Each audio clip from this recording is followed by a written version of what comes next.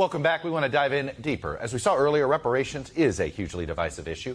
A Pew Research poll taken in late 2021 found that by a more than 2-to-1 margin, Americans oppose reparations for African Americans. And look at the racial split. Whites overwhelmingly oppose reparations, 80%. But the numbers are almost exactly reversed among African Americans who strongly support the idea. So joining me now is Cornell William Brooks. He's a professor of the practice of public leadership and social justice at the Harvard Kennedy School. He's also a former president and CEO of the NAACP. And Coleman Hughes is a columnist and host of the Society and Culture podcast, Conversations with Coleman. Both of you have agreed to essentially lightly debate this issue with me as playing my role of moderator here. So, Cornell Brooks, let me start with you. You've been studying this for quite some time, and you've been working with some religious leaders to come up, I think it's fair to say, a modern blueprint of what you think. What would reparations look like in the 21st century? Make the case. That's right.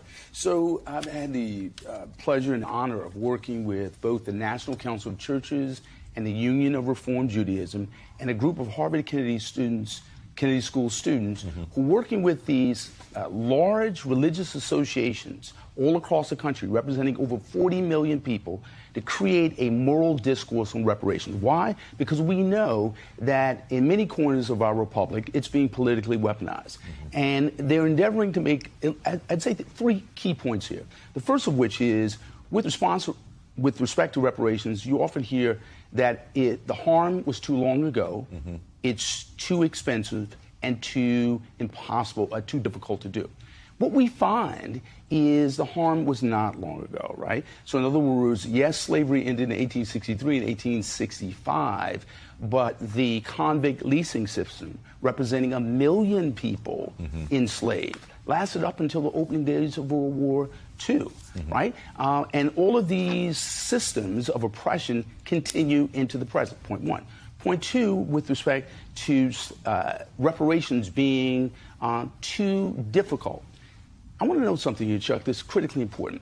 My colleague, Linda Bilmes, who's a public economist at the Harvard Kennedy School, we've done a study, and we looked at all of these programs across the federal government, and we make the case that we're already doing reparations. We simply don't call it that. So in other words, there's a norm in government which essentially says, if an American has been harmed through no fault of their own, the government will often step in to try to make them whole. We do this not only with respect to Japanese Americans who were interned after World War II, but we also do it with respect to veterans, with respect to people who suffered in a natural disaster. We do it with respect to children who've been harmed by vaccines. We do it with respect to pensions that are insured. So we do this over and over again, which says that we can do it.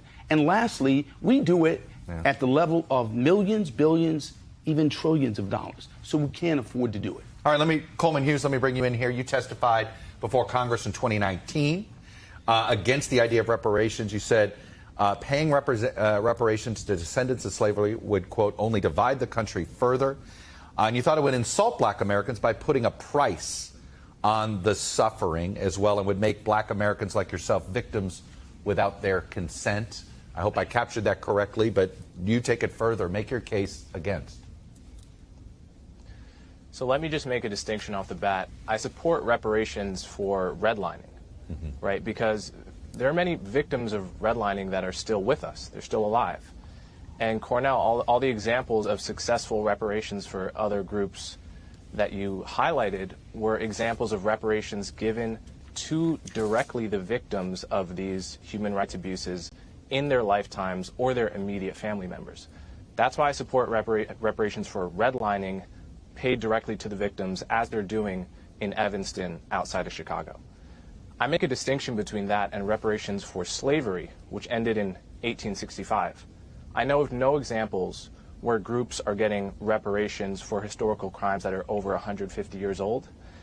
And unfortunately, the opportunity was tragically missed to pay it to the slaves themselves or their immediate families.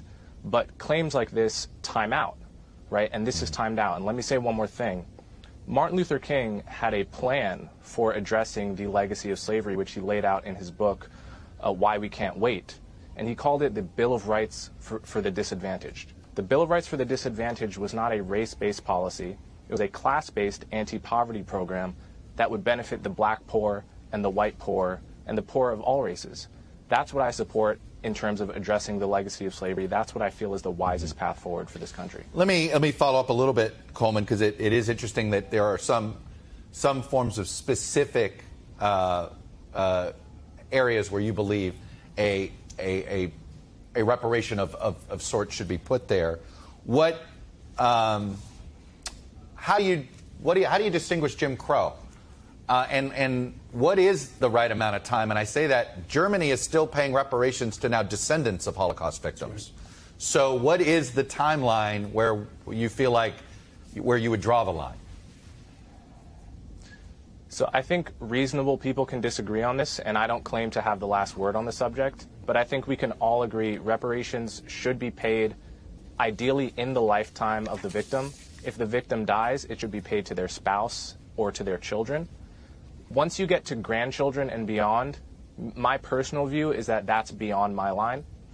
But like I said, reasonable people can disagree on this, but there's no doubt that, in my view, crimes from the 1850s and 60s are beyond the statute of limitations. Do you see this where services can sort of be what is reparations? So maybe it is free college, maybe it's discounted college, maybe it is tax breaks, however you want to describe it. Is that an acceptable form in your opinion? It is an acceptable form. And when we look at what we call reparatory compensation programs in government, they use a variety of strategies to help make people whole. But let's go to this point about indirect victims. When we look at the policies, when we look at government, when we look at history, we actually do compensate people who have suffered a harm indirectly and their heirs. Think about this. So in Tulsa, Oklahoma, right, Black Wall Street was bombed from the air. Homes were burned on the ground. No compensation, including for victims who are over 100 years old today. But when we bombed islands in the South Pacific, as in the U.S. government, we paid compensation to direct victims, indirect victims, and their heirs as a consequence of an American government bombing people on the ground. The point being here is when you look at reparatory compensation programs, what you find is the variety of direct and indirect victims who are compensated for nearly every group but black people. I want to play a clip from Ronald Reagan after he signed a bill to repay Japanese Americans who were detained during World War II. Here's what he said in August of 1988. Yet no payment can make up for those lost years. So what is most important in this bill has less to do with property than with honor. For here we admit a wrong. Here we reaffirm our commitment as a nation to equal justice under the law. Coleman, is that a model for how America should deal with this? Could it be a model for how we dealt with Japanese Americans? Like I said, the opportunity was missed in the lifetimes of slaves. I know of zero examples of a group, an ethnic group, getting reparations 150 years after the crime in question. Now, when it comes to honor and symbolic apologies, I completely support those. I'd also like to point out many have been made, and almost none have been really accepted by the spokespeople for Black Americans. So, for example, both houses of Congress officially apologized for slavery and Jim Crow in 2008 and 2009. The Senate officially apologized for lynching in 2004. Slavery is, of course, a state's issue, as you know, and at least 8 different southern states have issued official apologies for slavery. We have a beautiful museum in the nation's capital, which opened with an extensive exhibit on slavery in the Middle Passage, which was overflowing with patrons when it opened. I think we have made many gestures and symbolic gestures to give that sort of honor that Reagan was talking about. Hey, Cornell and Coleman, you guys were terrific, very polite debate on something that can be very divisive in our society, but that was the whole point of why we invited you guys here.